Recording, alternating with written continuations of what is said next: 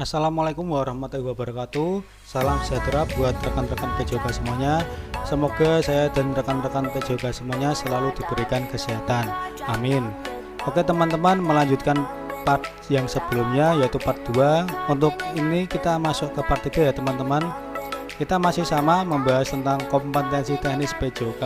Nah, diharapkan teman-teman setelah melihat konten saya ini bisa menambah wawasan dan referensi soal untuk kalian. Oke, sebelum kita masuk ke soal, jangan lupa untuk selalu dukung channel Arif PJOK dengan cara like, share, dan subscribe agar saya tambah bersemangat dan membuat video selanjutnya. Oke, terima kasih. Langsung saja kita ke soal. Soal nomor 1. Segala sesuatu yang dapat mempermudah dan memperlancar kegiatan pendidikan jasmani yang bersifat relatif permanen atau susah untuk dipindah-pindahkan merupakan A.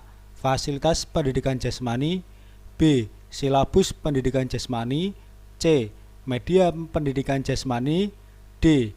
Sumber belajar pendidikan jasmani, atau E. Rencana pelaksanaan pendidikan. Oke teman-teman, di sini kalian pause dulu, jawab dalam hati, kemudian saya nanti akan kasih kunci jawabannya ya. Oke ya, di sini jawabannya adalah A. Untuk soal nomor 1 ini kata kuncinya adalah ini ya teman-teman.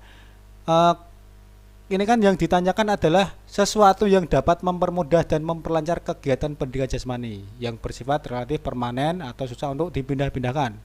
Otomatis ini adalah sesuatu yang berhubungan dengan sarana prasarana ya, atau fasilitas. Jadi dari opsi A sampai E jawabannya adalah yang A ya, mengenai fasilitas pendidikan jasmani. Soal nomor 2, langkah awal dalam pelaksanaan PTK adalah A. Menyusun rencana pembelajaran dan skenario tindakan, B. Menentukan metode pengolahan data yang tepat, C. Mempersiapkan diri sebagai peneliti, D. Mempersiapkan sarana pendukung penelitian, E. Mempersiapkan peserta didik. Oke teman-teman, seperti biasa kalian pause dulu, kemudian kalian jawab. Setelah itu saya akan memberikan kunci jawaban dan pembahasannya. Oke, jawaban di sini adalah yang A ya. Jadi langkah awal dalam pelaksanaan PTK adalah menyusun rencana pembelajaran dan skenario tindakan. Oke, kita lihat pembahasannya. 4 langkah pelaksanaan penelitian tindakan kelas. Yang pertama, menyusun rencana pembelajaran dan skenario tindakan.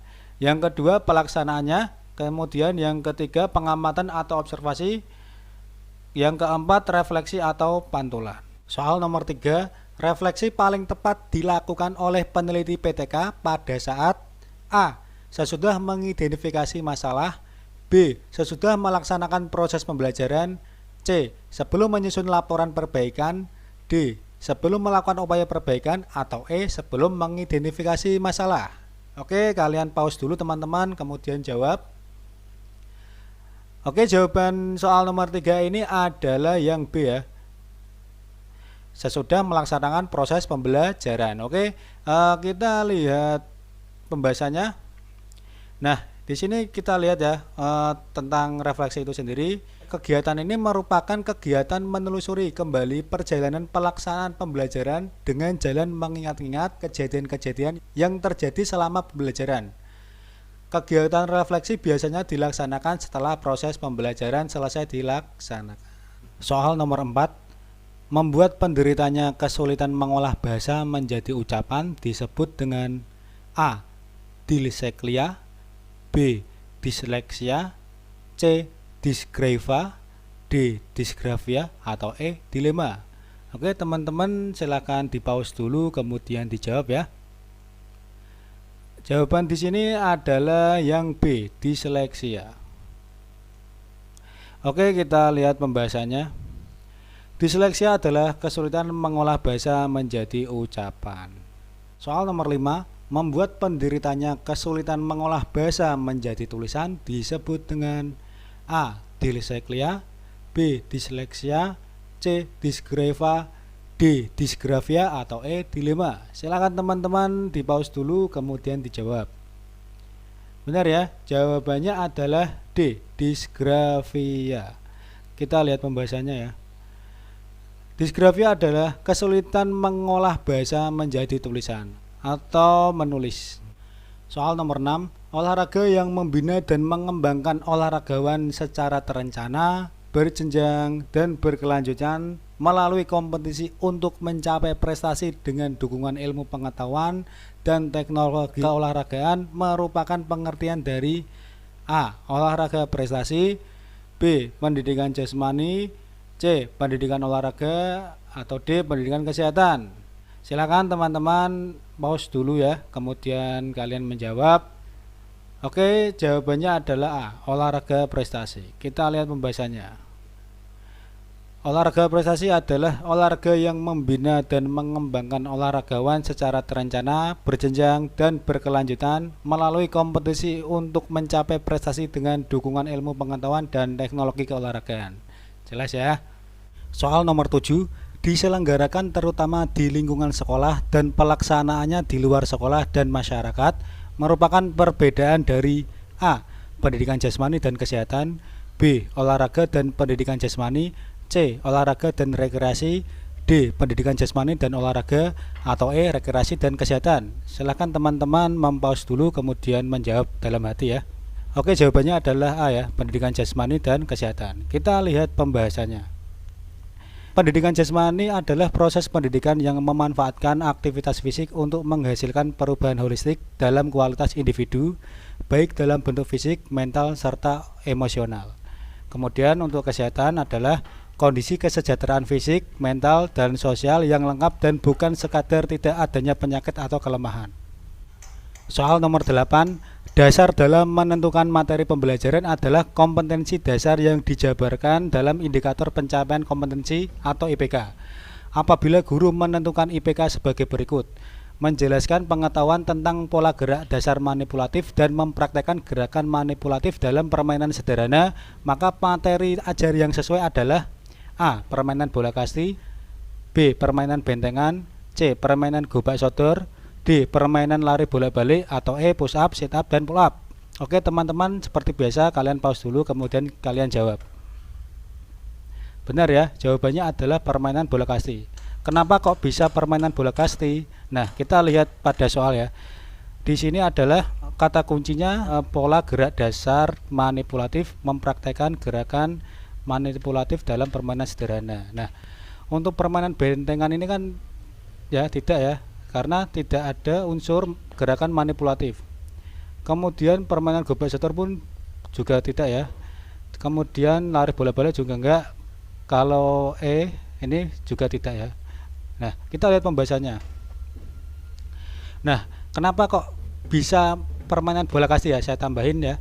Karena pada permainan bola kasti terdapat unsur gerakan manipulatif seperti contohnya melempar, memukul, dan menangkap. Soal nomor 9, dalam permainan kasti akan diimplementasikan dan mengkaitkan kemampuan gerak anak. Adapun yang dimaksud kemampuan gerak tersebut adalah A. Jalan, lari, lempar, dan lompat. Kemudian yang B. Kognitif, asosiatif, dan otomatis. C. Lokomotor, non-lokomotor, manipulatif. D. Lempar tangkap, jalan lari, dan lompat loncat. E. Tertutup. Oke teman-teman, kalian bisa pause dulu kemudian jawab dalam hati ya. Oke, jawabannya adalah yang C ya, lokomotor, non-lokomotor, dan manipulatif. Soal nomor 10, kemampuan tubuh melakukan penyesuaian terhadap pembebasan fisik yang diberikan kepadanya dalam kurung dari kerja yang dilakukan sehari-hari tanpa menimbulkan kelelahan yang berlebihan disebut A. Kebugaran jasmani, B. Ketahanan tubuh, C. Daya tahan tubuh, D. Kekuatan tubuh, atau E. Kemampuan tubuh. Oke teman-teman, kalian bisa pause dulu ya. Ya, jawabannya adalah yang A ya, kebugaran jasmani. Kita lihat pembahasannya. Kebugaran jasmani adalah kesanggupan tubuh untuk melakukan aktivitas tanpa mengalami kelelahan yang berlebih. Soal nomor 11, teknik gerakan yang lebih dominan digunakan dalam renang gaya bebas adalah A. Meluncur, B. Mengapung, C. Gerakan badan, D. Pengambilan nafas, atau E. Gerakan lengan tangan. Oke teman-teman, kalian bisa pause dulu kemudian jawab dalam hati. Benar ya, jawabannya adalah E. Gerakan lengan tangan. Kita lihat pembahasannya. Salah satu cabang olahraga yang dilakukan di air adalah berenang. Namun terkadang tidak semua orang dapat melakukan olahraga satu ini. Namun dengan mempelajari bagaimana cara dan teknik berenang, maka memungkinkan seseorang bisa melakukan olahraga berenang. Jadi teknik gerakan yang lebih dominan dalam renang gaya bebas adalah gerakan lengan tangan. Soal nomor 12. Pendidikan jasmani merupakan bagian yang tidak terpisahkan dari pendidikan pada umumnya, yang mempengaruhi potensi peserta didik dalam hal kognitif, afektif, dan psikomotor melalui aktivitas jasmani. Pada prinsipnya, pendidikan jasmani adalah A. Pendidikan tentang aktivitas jasmani dan keolahragaan yang dilakukan atas dasar kecintaan atau kegemaran berolahraga melalui permainan. B. Aktivitas pendidikan yang dilakukan oleh guru untuk membina dan mengembangkan peserta didik secara terencana, berjenjang, dan berkelanjutan. C. Aktivitas pendidikan yang dilakukan dengan mempertimbangkan karakteristik peserta didik yang bertujuan untuk memanfaatkan waktu luang. D. Pendidikan melalui aktivitas jasmani untuk meningkatkan individu secara organik, neuromuskuler, perseptual, kognitif, dan emosional. Dan E. Pendidikan yang dilakukan oleh masyarakat dengan kegemaran dan kemampuan yang tumbuh dan berkembang sesuai dengan kondisi dan nilai budaya. Kira-kira jawabannya apa ya teman-teman? Kalian bisa pause kemudian menjawab dulu ya. Oke, di sini jawabannya adalah yang D ya. Pendidikan melalui aktivitas jasmani untuk meningkatkan individu secara organik, neuromuskuler, perseptual, kognitif, dan emosional. Kita bahas satu-satu ya. Untuk A, ini bukan ya, ini lebih tepatnya untuk rekreasi. B, ini juga bukan, ini lebih tepat ke olahraga. C, ini juga sama ya, ini lebih tepatnya untuk rekreasi ya. Dan E juga sama, ini untuk rekreasi juga. Jadi jawabannya adalah yang D. Soal nomor 13. Pendidikan jasmani merupakan bagian dari pendidikan secara umum yang memanfaatkan alat fisik untuk mengembangkan keutuhan manusia. Salah satu bagian program pendidikan jasmani adalah pendidikan olahraga. Yang dimaksud pendidikan olahraga itu sendiri adalah A. Aktivitas jasmani yang dilakukan dalam bentuk permainan olahraga di sekolah sebagai upaya untuk mengembangkan prestasi peserta didik. B. Proses pendidikan yang mengembangkan dan membina individu sebagai anggota masyarakat untuk mengaktifkan kegiatan olahraga di masyarakat. C. Kegiatan olahraga yang dirancang dan dilaksanakan melalui pendidikan jasmani di sekolah untuk mengembangkan prestasi olahraga peserta didik. D. Proses pendidikan individu secara menyeluruh yang dilakukan melalui kegiatan olahraga dan bertujuan untuk memperoleh prestasi setinggi-tingginya. E. Bagian dari proses pendidikan untuk mengembangkan dan membina potensi jasmani dan rohani seseorang sebagai individu atau anggota masyarakat. Oke teman-teman, kalian bisa pause dulu kemudian jawab dalam hati ya.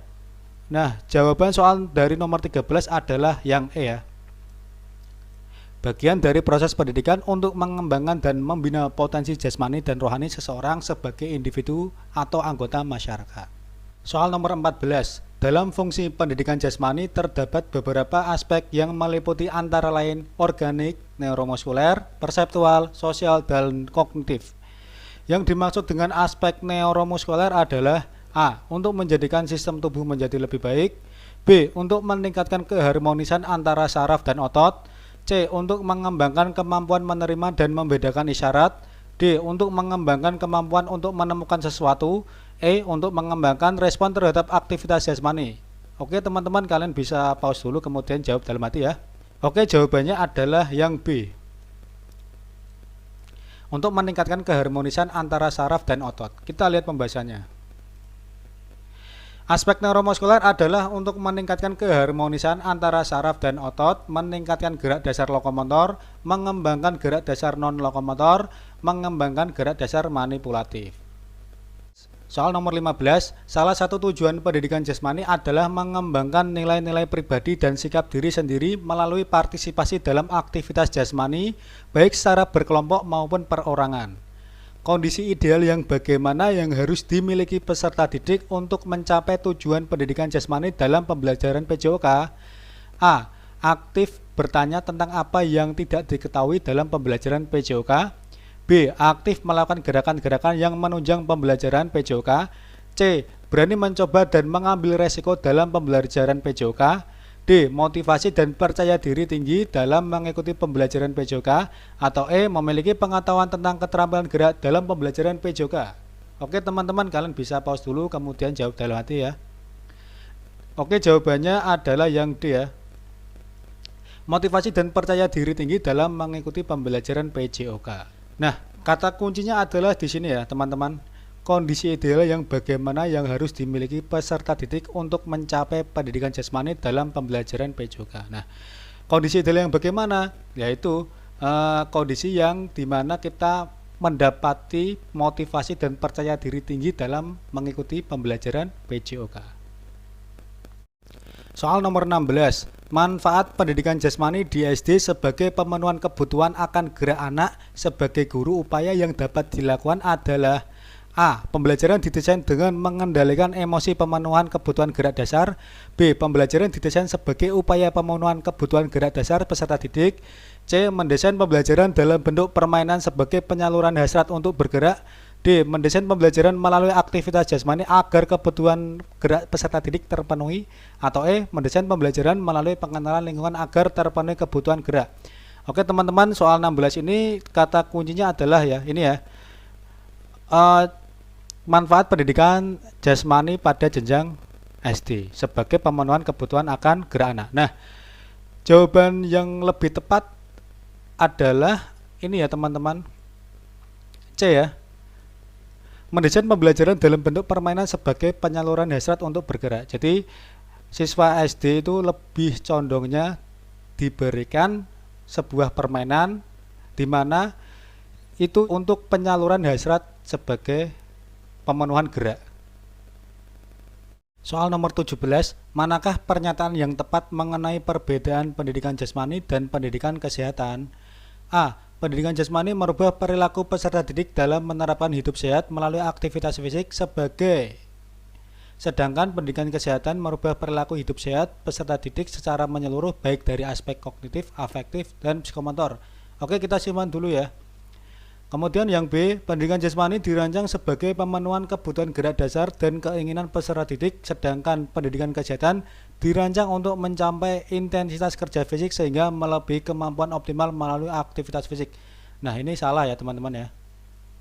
Kemudian yang C, pendidikan jasmani membentuk bagian tubuh tertentu sesuai dengan fungsi kecabangan yang dikembangkan secara optimal. Nah, di sini aja sudah salah. Jadi ini bukan ya. Kemudian yang D, pendidikan jasmani menjadikan peserta didik tahu tentang kesehatan dan mendapatkan manfaat tubuh yang sehat. Ini juga bukan. Kemudian yang E, pendidikan jasmani menitik beratkan pada pencegahan timbulnya penyakit. Nah, ini juga bukan. Jadi jawaban yang tepat itu adalah yang A. Soal nomor 18. Berjalan dan berlari merupakan contoh dari A. Variasi dasar lokomotor. B. Gerak peristaltik. C. Gerak dasar non-lokomotor. Atau D. Gerak variasi dasar permainan. Kira-kira jawabannya apa ya teman-teman? Kalian bisa pause dulu kemudian jawab dalam hati. Tepat ya, jawabannya adalah yang A. Variasi dasar lokomotor. Kita lihat pembahasannya. Gerak lokomotor adalah gerak berpindah tempat. Nah, di sini ada unsur berjalan dan berlari. Nah, ini berarti menggunakan variasi dasar lokomotor. Seperti itu teman-teman. Soal nomor 19. Berikut merupakan variasi gerak lokomotor dalam permainan sepak bola, kecuali A. Melangkah, B. Berlari, C. Berjalan, atau D. Mengayunkan kaki. Oke teman-teman, kalian jawab dulu dengan cara pause. Oke, jawabannya adalah yang D, mengayunkan kaki. Oke, kita bahas satu persatu ya. Untuk opsi A, melangkah, itu termasuk gerakan lokomotor ya. Kemudian yang B, berlari, juga sama ya. Ini artinya berpindah tempat. Itu juga lokomotor. Kemudian C, juga sama ya, berjalan, artinya berpindah tempat. Ini juga lokomotor. Jadi, di sini yang ditanyakan adalah kecuali, yaitu jawabannya adalah D, mengayunkan kaki. Soal nomor 20. PON pertama kali dilaksanakan di Indonesia pada tahun 1948 di kota A. Semarang, B. Jakarta, C. Surakarta, D. Bandung atau E. Surabaya? Oke teman-teman, kalian bisa pause dulu kemudian jawab dalam hati. Tepat sekali ya, jawabannya adalah yang C. Surakarta. Oke, kita lihat pembahasannya. Pekan Olahraga Nasional atau PON 1948 ya, di sini dalam kurung PON 1 adalah edisi pertama Pekan Olahraga Nasional Indonesia yang diadakan di Kota Praja Surakarta pada 9 sampai 12 September 1948. Tanggal pembukaannya 9 September, kemudian diperingati setiap tahunnya sebagai Hari Olahraga Nasional. Oke teman-teman, mungkin itu dulu dari saya untuk part 3 ini. Semoga apa yang sudah saya paparkan tadi bisa bermanfaat untuk teman-teman semuanya dan menambah ilmunya. Oke, terima kasih dari saya. Assalamualaikum warahmatullahi wabarakatuh.